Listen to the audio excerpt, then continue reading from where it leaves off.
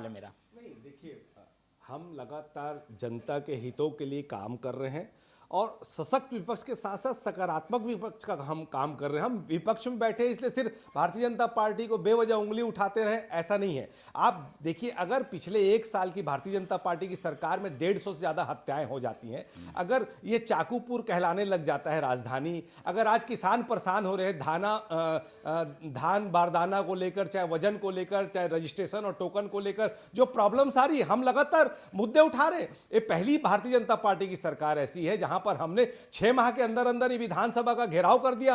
हमने लगातार न्याय यात्रा निकाल दी। अभी पिछले 3 दिनों में लगातार हमारे प्रदेश के तमाम वरिष्ठ नेता धान निगरानी केंद्र सोसाइटियों में जाकर धान की देख रहे हैं, वहां पर कोई किसानों को परेशानी तो नहीं हो रही। हम लगातार काम कर रहे हैं, हम बेवजह आरोप नहीं लगा रहे। आज परिस्थितियां जो बन रही है, आप देखिए, ये लोग तो 1 साल में मंत्रिमंडल भी नहीं बना पाए और गौ सेवा आयोग में इन्होंने एक ऐसे आदमी की नियुक्ति की जिसके ऊपर डॉक्टरों के साथ मारपीट करने का आरोप था। तो इस टाइप की ये कारगुजारियां लगातार कर रहे हैं। हम अपनी आवाज उठा रहे हैं, जनता के बीच में भी जा रहे हैं। जो कह रहे हैं उसका क्या होगा? पार्टी क्या करेगी? कुछ करेगी कि वो जहांगीर जी की तरह खारिज कर देगी कि भाई उन्होंने तो कहा है, अब देखेंगे आगे?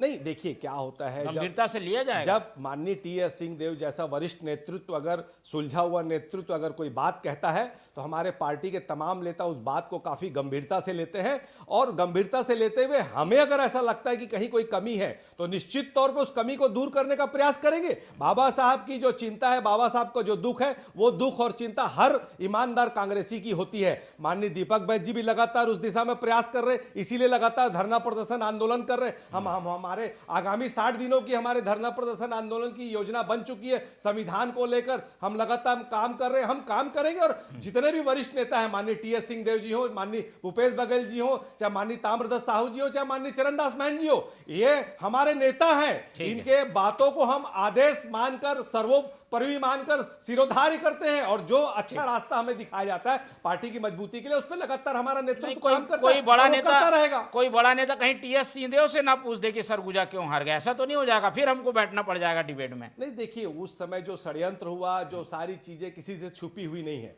आज जो परिस्थितियां आ रही है, जो लगातार हरियाणा को लेकर, वोट परसेंटेज को लेकर, चुनाव आयोग के आंकड़ों को लेकर जो बातें, उसमें बहुत सारी चीजें, मैं उस पर जाना नहीं जाता। जो हो गया सो हो गया। आज हमारी विपक्ष होने के नाते जो भूमिका है, वो भूमिका हम निभा रहे हैं और भारतीय जनता पार्टी जहां जहां गलती करेगी, हमारे तमाम नेता एकजुट होकर उसका विरोध करेंगे। अशोक जी, इस तरीके के जो